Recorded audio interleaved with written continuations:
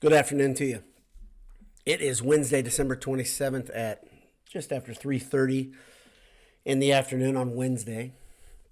I said Wednesday twice. Wednesday, December 27th, 3:34 p.m. I'm Boiler Dowd, and I wanted to talk a little bit about the bad news we received as a late Christmas gift yesterday as Boiler fans, and what does it mean to us? What does this mean in the grand scheme of things? How do I see it versus how some others see it? We had a long discussion on the Boiled Sports sidebar chat talking about it, and I got really, really red hot about this. And why I got angry might surprise you. Maybe not. Maybe not. You've been around here for a while, but we'll see. Before I talk about Scourton's departure, let me thank our pals at Home Field. Head over to Home Field Apparel. Grab a t-shirt, sweatshirt, and our Boiled 23 at checkout. You'll get 15% off your first order. And when on campus, head over to AJ's on Vine. My dad says I should say head over to AJ's. It's near the fire station. It's better. It's a better describer. But AJ's on Vine. Burgers, beef, and beer. That's AJ's. EatAJ's.com. So, in case, let me give you some backstory. In case you don't know it, Nic Scourton was recruited by Jeff Brom's coaching staff way back in 2020. I think that's right. No, that's wrong. A couple years ago. He's a sophomore. Yep, 2020. He was a junior in 2020, so 2021, is that right? I'm going to do this right. Yeah, 2021 he signed. Okay, there we go.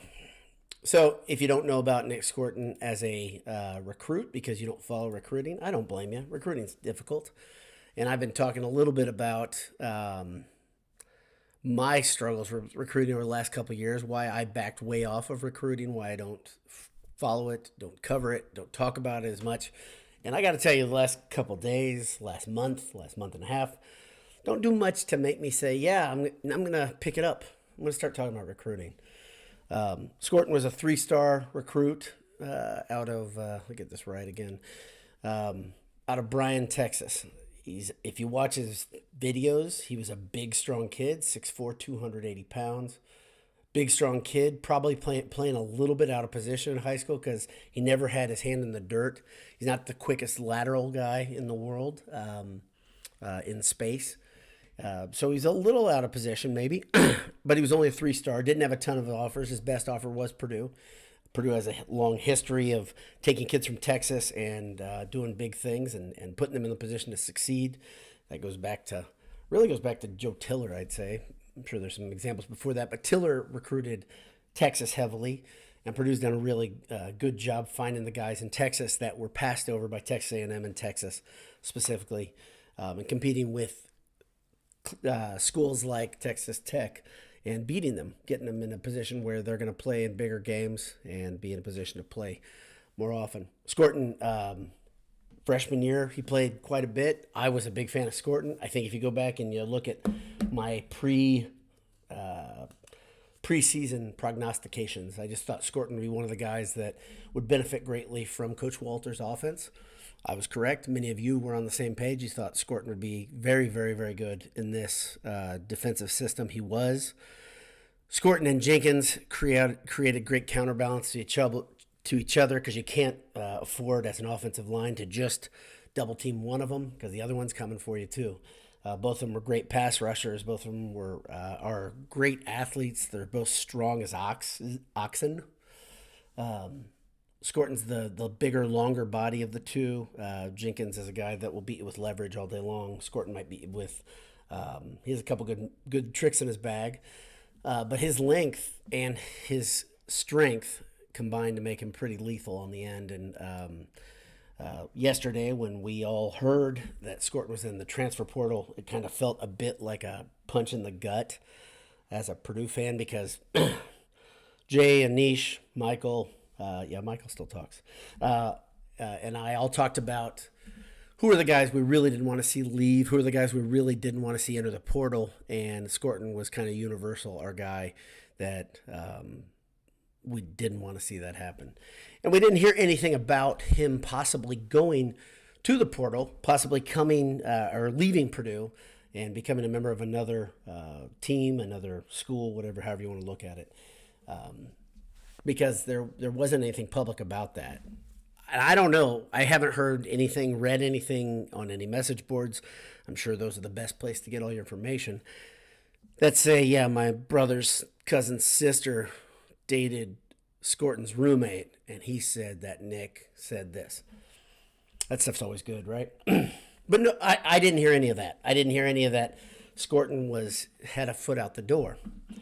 But strange things happen when kids go home for Christmas. Strange things happen when kids go on break. Number one, was he homesick? I don't know. I'd never heard that he was homesick, but you could be. He's from Texas. That's a long way from home. Does he have good counsel around him? Meaning, are his parents, his aunts, his uncles, his friends, are they all people that really want what's best for him and are good level-headed people?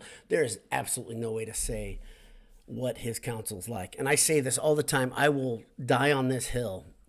The people that surround a person, the people that surround a college athlete make so much difference in how they make their decisions in life. There's no doubt about that. And I don't know anything about any of those parts. So I can't make any statement on these. What I can tell you is when you're home and you have other people in your ear, maybe they're saying things like, man, it'd be great to have you home. Something that simple. And I get it. Maybe it's something more nefarious. Maybe it's something a little, the underbelly of recruiting. We've talked about it for years. It's always existed. It's always been a thing that I don't like, even when it's clean and above board and along in good standing with the rules. It still sometimes can feel a little icky. Now, let's add another layer of something. Maybe you haven't thought of this, but I thought of it. I don't know who Nic Scourton's agent is. You probably do know that now the NCAA allows kids to be represented, and they should, because there's a lot of money changing hands. Did Nic Scourton's agent call him and say, hey, there are people telling me that you're a big dollar guy. You can get paid a lot more than you are getting paid at Purdue. Maybe his agent did. And just like any good agent, he wants to make his money too. He wants to get his money now as the opportunity. I don't know. That sounds like a pretty likely story to me. A likely scenario. Is that the scenario? I don't know. Did a school in the state of Texas reach out to Nick directly? I don't know. There's a pretty desperate one down there right now, if not a couple. There's a lot of scenarios that can lead to Nic Scourton making the decision to say, I'm done. I'm not going to come back to Purdue. Now, here's the first thing. The long shot is that he could leave the portal. It sounds like there's no way in hell that's happening based on the accounts from Tom Dienert and company. Scourton is a $500,000 man right now. The money's crazy. So let's go to the first part. Do I disparage Nic Scourton for getting in the portal? No, I don't.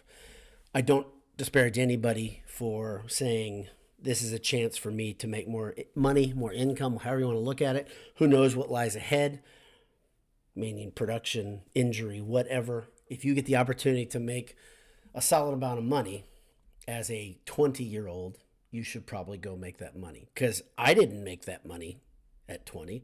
I don't make that money now. I can go the step further. So I can relate. That's a lot of money. And the stories that we're hearing is Purdue was willing, according to their collective, they were able to pay $100,000, and there's $500,000 plus out there for him. Probably I think from what we heard about Deion Burks leaving, another high dollar portal NIL guy.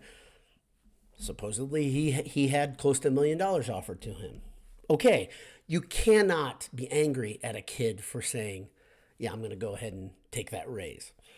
Here's where you can, if you want to lay your anger at somebody's feet, I don't lay it at Coach Walters. I don't lay it at Babinski. I don't lay it at the collective. I lay this at the feet of the mess because the NCAA didn't do anything when they saw all these problems coming. They didn't do anything the right way. They just threw a bunch of changes at a problem and put every team, every school in the position where they are going to be victimized over and over and over unless they have the infrastructure, We've talked about infrastructure here before.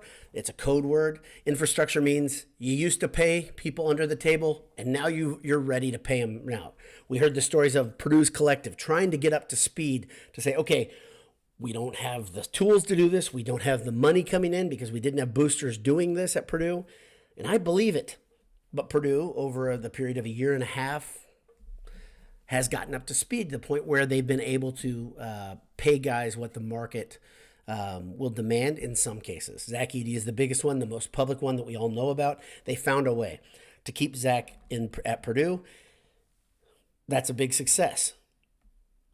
Stories like Deion Burks and Nic Scourton now are, I don't want to say failures, but they just show things are what they are. Purdue will not be able to do this. Purdue does not have oilmen in the background that are quietly sliding money into the collective.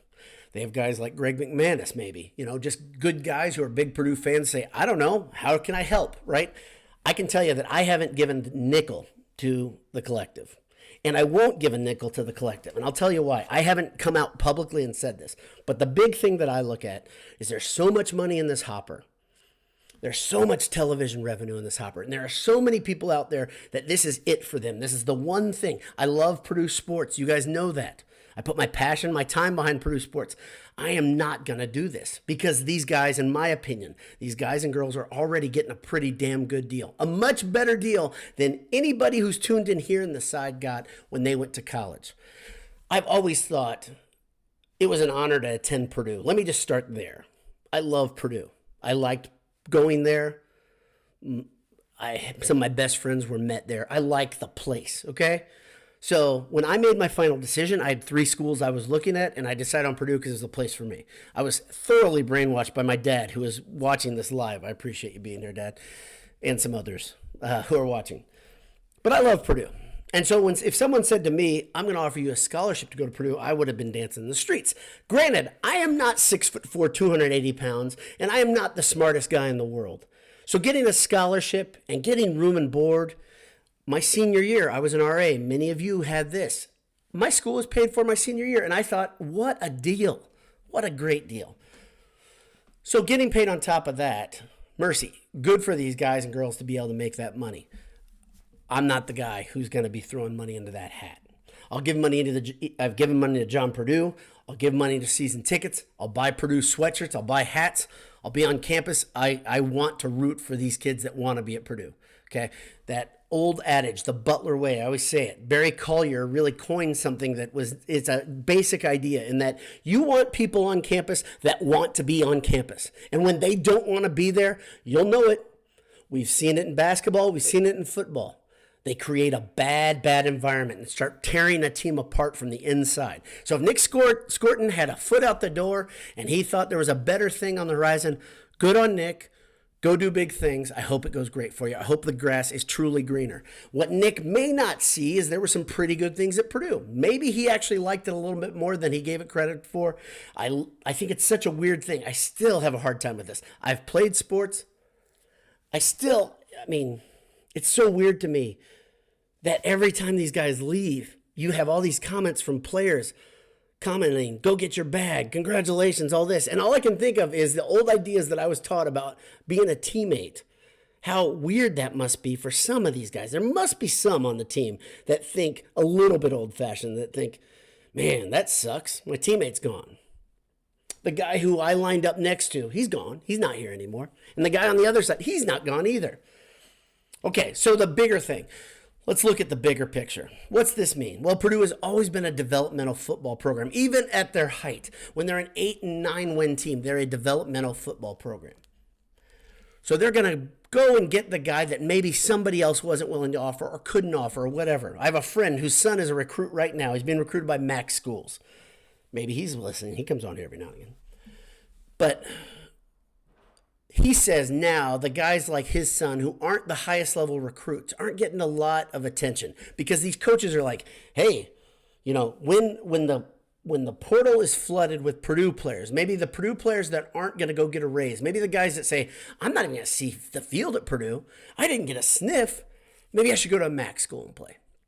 Well, that coach at that MAC school, he's going to try to lock down the guy who went to Purdue. So this portal as everyone's thought and everyone's seen, as Anish first text when we saw Scourton's news, the portal giveth, the portal taketh away. There's no doubt about that.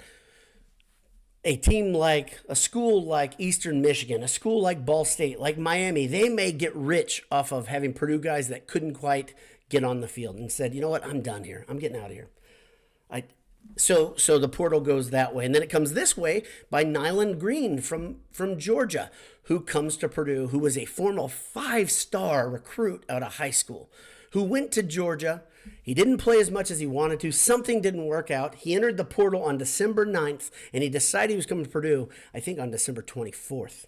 So there's some time in between there. Maybe that's an issue of he really liked Coach Walters and thought, you know what? Coach Walters was a defensive back. Coach Walters can make guys turn them into pros. He did it for Witherspoon at Illinois, who became an immediate starter in the NFL and a high pick.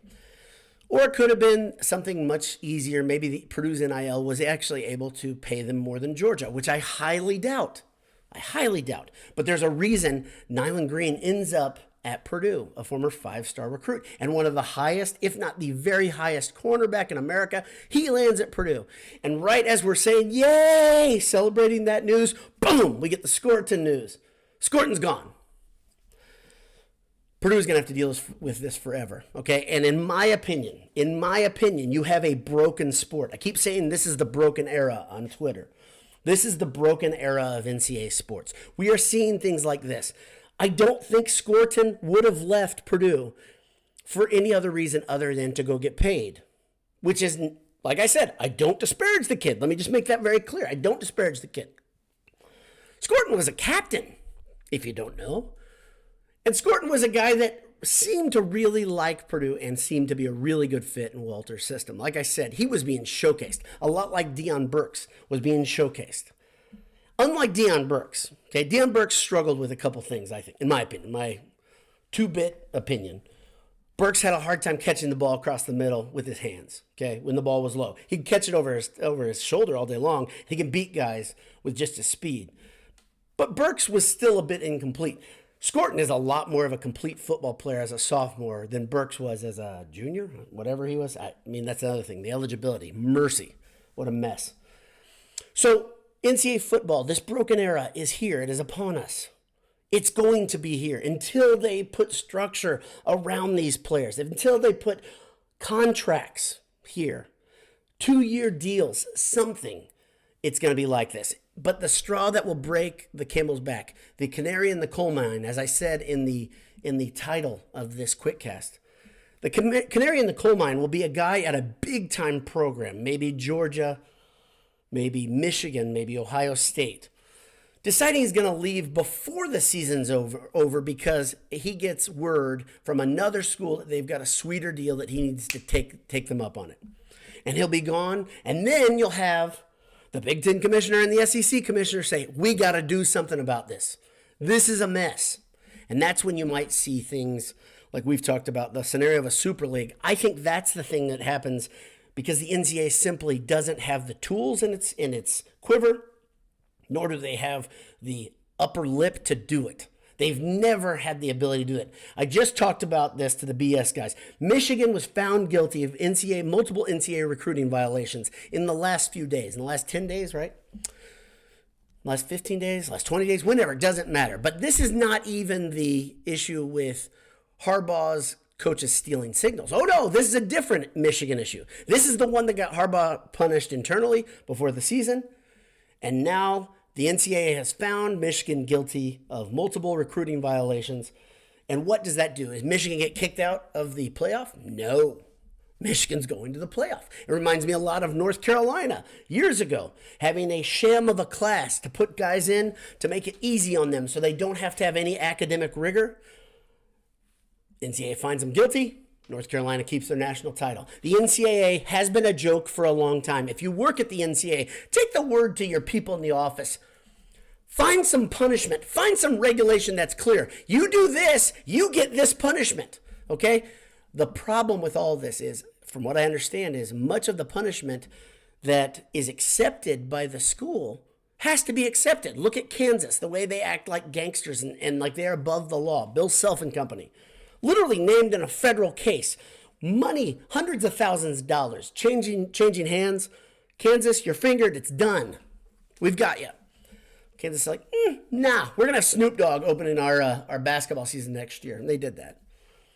So it's kind of like they're at the mercy when they feel like saying, yeah, okay, take me away.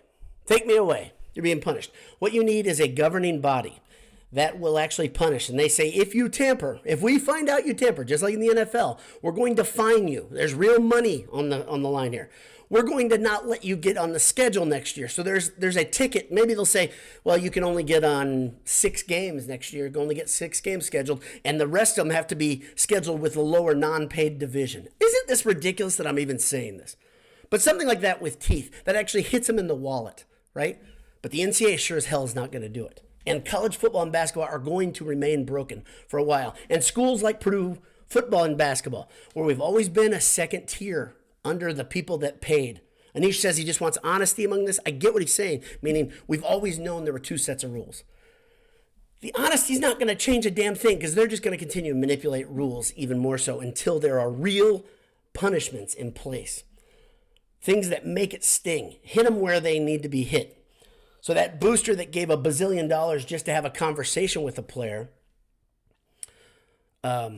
maybe the university says, you're not welcome here anymore because you're filthy, okay? You're not going with any of the rules. That guy's always going to exist. That woman's always going to exist. That person is always going to exist. The big problem the NCAA has, the big problem Purdue football have, okay? The overarching problem is relatability. And I keep saying this to people that I know. It's very nice to say, yeah, I went to Purdue. They lace them up in black and gold, right? These players. That's part of the reason you want to go back, see what's happening on campus if you're not a big fan. But the relatability of a player. Do you have the ability to follow up on these personalities and learn about them? My brother is a season ticket holder in football and basketball. He says, I'm done following any of this in the offseason because all it is heartache. All it is ridiculous. All it is not easy to understand. There's so much movement of parts here, and he's right. So then you show up in the fall for football and you say, let's see who we got. And you pull out the roster. And you try to catch up all season and figure out who these guys are because you're not going to know any of them next year. Purdue has 42. No, now it's 43 or 44 new members of the football team coming in the fall. 44! That's half a roster, guys, girls. That's hard to relate with because you don't know anybody on there. Someone asks, am I going to have a signing day recruiting show? I'm not. I've decided I'm not going to do it. This was kind of the nail in the coffin for me deciding not to do that. If you listen to Coach Walters talk about it, he doesn't know everybody that signed. He can't. There's no way. The guy already has a hell of a job. Remember, he has to go rally people like you and I to try to get them to get in the collective, to try to get them to give to John Purdue, to try to get them to buy season tickets. It's a lot. It's a lot. And I love the fact that this coaching staff's young and flexible, and they can zig and zag and try to find a way to answer these hard questions that are ever changing. This moving dot to try to hit that with the dart is difficult. But the lack of relatability is going to be something that's going to plague college football for a while now. It's going, or for a long time into our future. Let me say that again. That's the big problem. You're not going to be able to relate with these guys and girls because you're not going to know who's out there. It's the dorkiest of college football fan has a hard time keeping up with the portal and what's going on. And a lot of this stuff is kind of murky, to say the least. So it's going to be tougher. It's going to be tougher in the future to relate. And I think you're going to have more and more alums say, you know what? I'm not getting season tickets. I don't know who these guys and girls are. I don't know who's playing. The next stage, and we'll see what happens. Will ticket sales fall, right? Will it become just a TV-only thing and a once-a-year homecoming type thing? I don't know. I'm still going to have my season tickets for football. I've already fallen off in basketball, different reason. Just being honest with you. So that's my whole thoughts on this whole thing. Is Nic Scourton the canary in the mine? Yeah, he is for the greater sport. It's not just Purdue. But nothing major is going to change for a long time First, you've got so many things that need to happen. The next thing is that, like I said, that paid subdivision is coming in a hurry.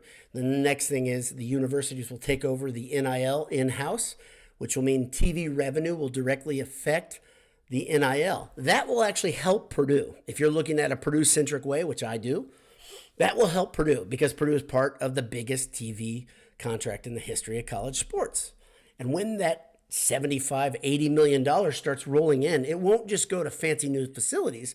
It will also be rolled into that collective, which will be in-house, and there'll be an in-house bonus or contract manager. I don't know how they'll do it, but hopefully they get some contracts on the book. They get some rules in place, and they get some real ramifications, some real accountability for agents and schools and others that decide now's the time to pluck this guy from another school.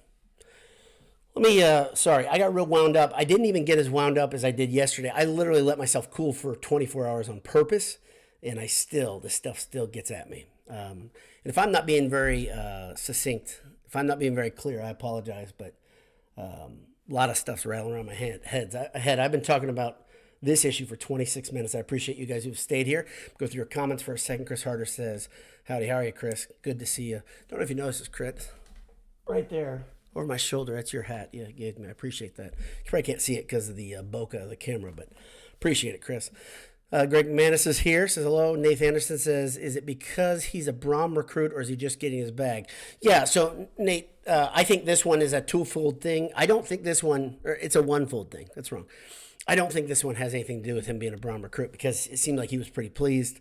This has everything to do, according to Dean Art, with Purdue not being able to match the market value of Nic Scourton.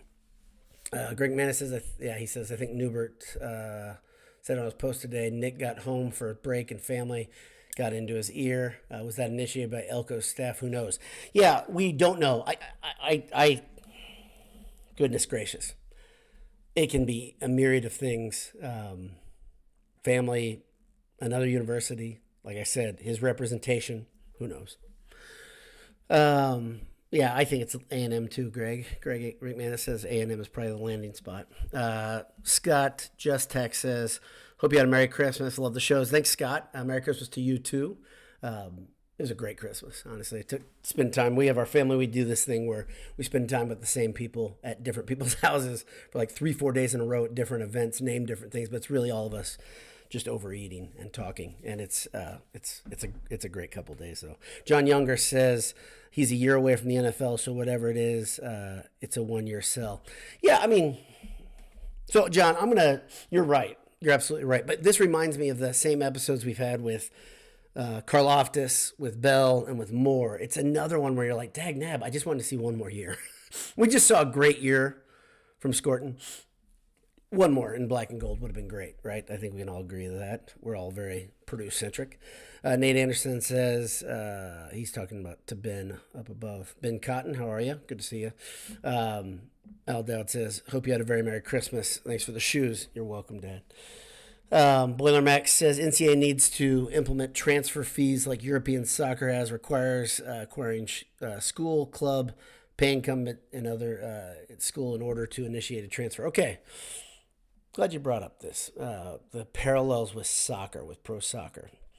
Okay, I got a scenario for you, and I've thought about this a bit. So pretend for a second we have 2 divisions in college football because the NCAA has already put this out, that paid subdivision, unpaid subdivision. Let's pretend for a second that the NCAA becomes null and void for this upper division, which they probably will if they're not already are. So they're governing the lower division, okay? And the lower division is, I don't know, you can pick where you're cut off. I'm not going to talk about it. But the upper division gets, let's say, lax on their academic standards because they're really worried about money changing hands and contracts and things like that. And the guy says, you know what, just like the good old days, like 2023, I don't play very much at Purdue. I'm going to head out. I'm hitting the portal. I'm getting out of here. And I'm going to head down to Central Michigan. I'm going to head to Eastern Michigan. I'm going to head to pick a school from a mid-major. And he goes, and because of the academic standards at Purdue, because they've changed, this is a scenario. This is a la-la land thing. Could never happen. But the academic standards have changed because Now it's really just pro sports light, right? With a college logo on the helmet. So now he can't even go to college and play football because he hasn't kept his academic coursework up to par with that division. Is that a scenario that seems ridiculous? I don't think so. I think there's a lot of stickiness to me that could come with this and will come with this over the coming years. But yeah, they need to put some rules in place like the transfer of players and money in soccer in Europe. But bigger thing, they need to have real structure that they don't have. They don't have any of it.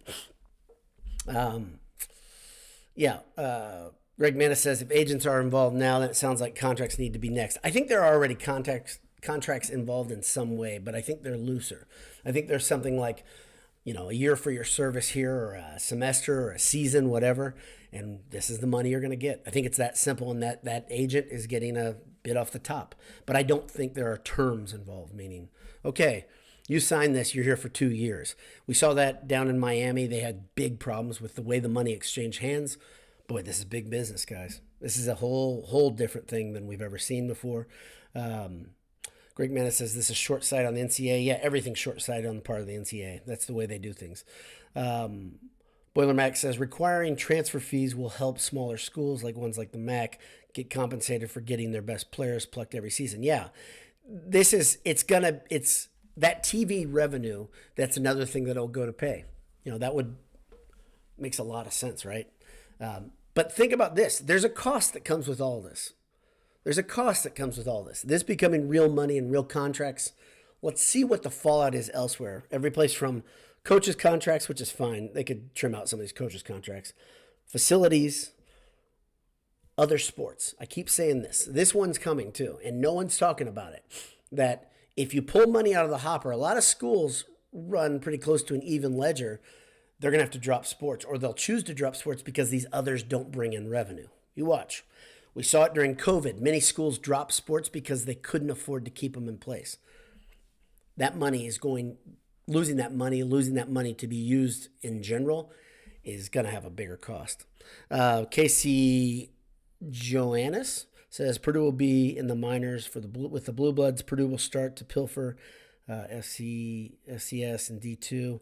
This is going to be really hard for high school recruits, 3-star and below. Coaches will pick their known talent. Yeah, it's already hard for lower recruits.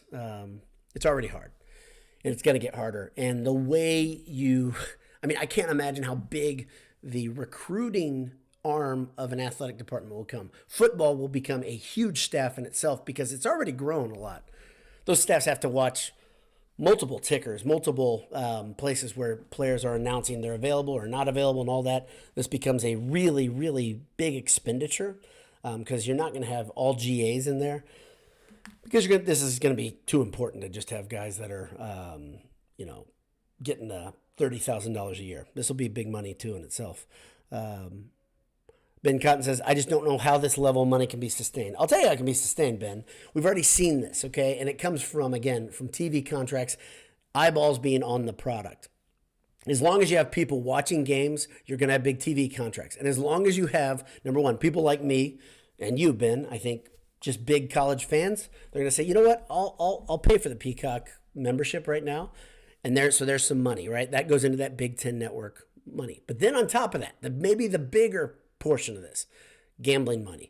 People are keeping an eye on sports because of gambling. The legalization of gambling and making it just kind of taking a vice and making it open, that has changed everything. And that pushes more money into television contracts. If we don't think so, we're fooling ourselves. Let's see. Zachary Young says, give me 85 kids that want to be at Purdue in August, and I'll ride for those guys. I'll show up at Ross-Ade and cheer for them. Me too, Zachary. I'm with you. So, but if you're anything like me, Zachary, it's going to be hard to keep up with them. Hard to know who's number whatever during the year. And then by the time you get to know them, they've entered the portal. Steve Coop, writer, says, longtime listener, first time to be able to watch live and comment. Glad you're here, Steve. Love the QuickCast and Handsome Hour, Boiler Up, Hammer Down, Class of 96. I'm Class of 97, Steve. You and I probably passed each other on campus. One fateful day. Big campus, like a city, right? Jim Garfinkel says we need luxury taxes. Yeah, there's going to be all sorts of stuff coming. It's all coming. Joe Inslee says, I think Nick left because Boiled Sports guys couldn't pronounce his name correctly. Well, let me tell you something, Joe. His name wasn't even Scourton to us until this year, so we did a pretty good job. Calling him Scourton, which is the correct grammatical pronunciation, is okay. It took us a while. Scourton, that's a little bit of a tester. Nick Carraway. Let's not forget, he was Nick Carraway a year ago. This is a lot of hard stuff, a lot of variables coming at you. So that could be it, though. That could be it. Who knows, Joe? Alex Drick says the only way to punish them is take away a percentage of the TV revenue from teams that tamper. I'm sure that if cash dries up, the bad actions will quickly stop. Yep, you have to have real teeth. Money is it. The Well Ministry says it's all crap. 7-5 and a lame bowl. That top players will skip is the new reality. Okay, so not necessarily 7-5. Let's look at Minnesota. They went at 5-7, and then they won. So they go away victorious from their big bowl. They end the season 6-7. Not just 5-7, 7-5. Wow, mercy. Yeah, it's a tough thing to enjoy and to see that as something important, and the players see through it now. I've got a system, I've got an idea, and I don't know if I've mentioned this. You put a bonus system on those bowls, and maybe those players will stay for a little bit longer. And I'm not kidding. Say everybody who plays, everybody's on the roster for the bowl gets $20,000-$30,000. Okay, that's a pretty good bump around Christmas. I'd take it for an extra 2 weeks of work. Okay, that's the first thing. And then if you win, maybe you get another double that. If you lose, 10,000. I don't know, something like that. So 20,000 to 30,000, and then everybody who wins gets an extra $50,000. Those games would mean a hell of a lot more. I can tell you that much. The really interesting thing, if you're a psycho like me and you actually watch some of these bowls, they wavered from being apathetic players on the team, on the field, to B, guys being absolutely nuts and not caring about getting flagged or getting in fights. Very, very interesting. And it depended on what quarter you were watching, depending on which team you were watching. Crazy variance of emotion watching these teams play. And then you have some games. I think there was a bowl game last night between two teams in Texas playing in Texas. They were lower teams. I think they were both 6-6. Lots of fun there. But you know what? The stadium was almost full with their families, and it had to be almost all their families. Mark Garrity says, I could see agreements come in place before the total system regulation. Total system? You mean regulation? Yeah, regulation. It may be driven out of schools and NIL deals. NIL cash is contingent upon staying for 2 years, for example. I think it's good. I think the idea of having 2 years of NIL, 2-year minimum makes a lot of sense. You already have people telling you that these guys have been kept under the thumb of the university. Like I told you, my rant, I don't see it that way. I know it's hard. I always root for these guys, and I appreciate what they do for my alma mater, just playing the sport. But what you'll have people saying, well, you can leave your job. I can leave my job. That's true. But I don't get paid this much, and I don't have a contract like this because my job is not this lucrative.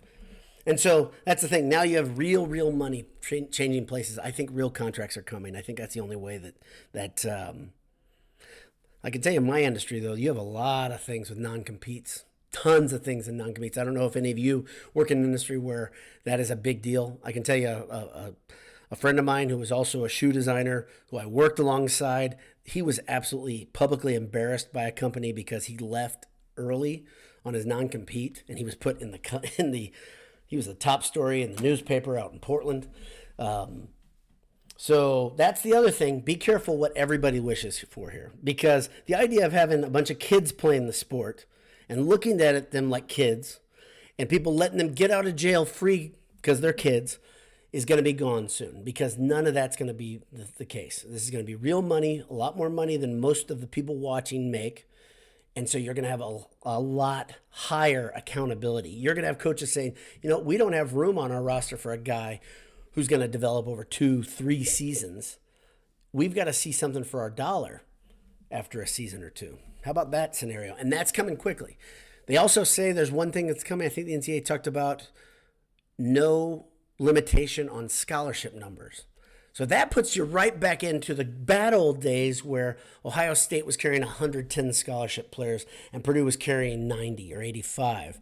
And so when they'd come off the bus, it'd be like, holy moly, they just keep on coming. And they would squat on players as long as they can, and then they'd eventually see the field, or maybe they wouldn't. In this scenario, I think it would be like, okay, we've got this guy. Now, when he says he may leave, we say, okay, we'll give you what you want. We'll give you your NIL money because we really want you to stay around for a little bit while. But that guy's fallen by the wayside, right? Greg Manis says, my bet is the non-revenue sports eventually separate from the major conferences, return to a regional model. Yeah, I think that makes sense. The idea of, let's pretend for a second the Big Ten expands to the Atlantic. I don't know. Maybe that'll happen. Who knows? But let's pretend it does. It expands to maybe North Carolina. And you have an evening game in softball between North Carolina and UCLA. Just a normal conference game. This doesn't make any sense. It's insane, right? I'm not saying it's insane for two football teams to play that are far away. I'm not saying that. But I will say it is insane for the non-revenue sports. It is awfully difficult for that. Boiler Max says, yeah, so how is girls softball going to work in the Big Ten? Is Purdue traveling to Eugene and Seattle in April? I don't think Purdue will travel to both of those in April, but it's just going to be just like football, right? I mean, and for a couple of years until they realize this isn't going to work. Al Dowd says, sounds like a bidding time between Michigan, Ohio State, Georgia, Bama, just like the old days, and Purdue doesn't get that win. Nope. Boilers 012, how long before apathy kicks in, if it hasn't already? I still believe fans will show up in Ross-Ade, come for opening day, but if football struggles and top players continue to leave, how long before average fans tune out? Purdue fans have been pretty hardy this year. I give my hat off to Purdue fans, to Purdue students. This was not the greatest year. The product was not the greatest product, and yet Purdue fans showed up to every game, nearly full stadiums every game. Apathy will set in a lot quicker when you start not being able to say, like in basketball, it might be a little bit easier to hold that off for a while, right? Because you're like, okay, there's 12 guys on the roster. If you include walk-ons, it seems like Purdue has like 15 walk-ons this year. If you look at the bench, I know not everybody's dressing right now. I know they have I think they have trainers or something dressing, or they did earlier. But it's a lot easier to relate with these guys when you can see them laughing and joking around on the court. It's a lot different with a helmet on, right? And with their back to us. We don't get to know these personalities very well. And even if we did get to know them in a year, 2 years, whatever, now you better get to know them quick, right? So, yeah, Purdue fans have been awesome, though. Hats off to everybody that wears gold and black. Let's see. Mark Getty says big equals North Conference, SEC, South Conference. So it's, to me, it's pretty simple. The Big Ten will be this part of America. The SEC will be this part, and there'll be a couple Big Ten and SEC down here. It's silly. But I do think that revenue generating versus non-revenue generating is something that will happen. But I think really, and there's so many variables. It just seems to me like football will break away first because it can, tell me if you guys understand Title IX better than me. But from what I understand, unless there's a women's sport that's equal, you don't have to pay equal. So it's a easier bridge to cross for football. Tell me if I'm wrong about this, but this is the way I understand it. And please, I'm serious, tell me if I'm wrong in the comments, that football, you could have football as a freestanding entity associated with the university in some way. Like they said on Seinfeld, you're rooting for laundry. But you'd have the football program, and you don't have to have the equal amount of women's paid athletes getting paid the same amount. Now, I still don't understand how they're going to get equal pay because the football contracts in NIL are going to be massive. We already see it. We're seeing $500,000, $1 million contracts already. What's this look like in a year? Finally, Mark Garrity says semi-pro league. No, it's not. It's a pro league. It's not a semi-pro league. It's a pro league. Lots of money is changing hands. Years ago, Purdue used to have, Lafayette used to have the Lafayette Leopards that played baseball, I believe. That was semi-pro because those guys were not making enough money to cover their costs, so they had other jobs. These guys are all making enough money now. Their costs are covered. From what I understand it, even right now as an NIL player, you're doing just fine. You're making more money than I made coming out of college. That's fine. You're in a big money industry. That's cool. And I keep telling my friend whose son is a recruit, make sure your son is going someplace that he can go and get the degree that he wants to get and he feels real comfortable on campus. This isn't just about football, especially if you're a younger kid. Now, you're a kid from a lesser, sub 3-star athlete. This is the way it's going to be. But make sure you're at the right campus. Who the hell would want to go through all this transfer stuff? That's the thing I think about. I just hate moving. So I'm sure that the Texas A&M movers are pretty good, though. So Nick's, I'm sure they'll send a truck up there and get all this stuff out of West Lafayette. But I just hate moving. I actually do like change, though, as my dad would attest. I don't mind moving within a city. I've moved halfway across the country once, twice actually, there and back. But doing that every year, oh boy, that's for the birds, man. So Greg McManus says, it's what I tell my lacrosse guys. Find the schools that have the academic program we want, then look at the teams. Right on, man. Greg is a guy who coaches lacrosse, and Greg, like me, has worked with kids in the past. I used to always say this to kids. Find the major, find the idea, the general. If you can't get the specific major, number one, it may not be time to go to college. But if find the major and then go to the schools based on that major. We're doing this with my son right now. I highly suggest it. Don't just go to a school because they have pretty colors or you like the location or whatever. But big sidebar. Thank you guys. This was kind of a quasi handsome hour too. My QuickCasts have grown. They've officially grown to big casts. 46 minutes. Thank you all for tuning in. Thanks for listening and bouncing ideas off each other. Let me know in the comments what you think about the future of college sports, the future of Purdue sports, the future of Purdue football. Are we going to see major change, or are we going to see just more of the same where it is like guys just hemorrhaging? I will just clarify this one more time. I do not think this is an indictment on Ryan Walters and his staff. I do not think that at all. In fact, this is something that is just, I don't know how you stop this without rules, without big changes, without more borders, more buffers put up. A lot of voices in these guys and girls' heads, specifically these football players. A lot of voices. And on Christmas break, even more. So I hope they get it figured out, because right now it doesn't look good.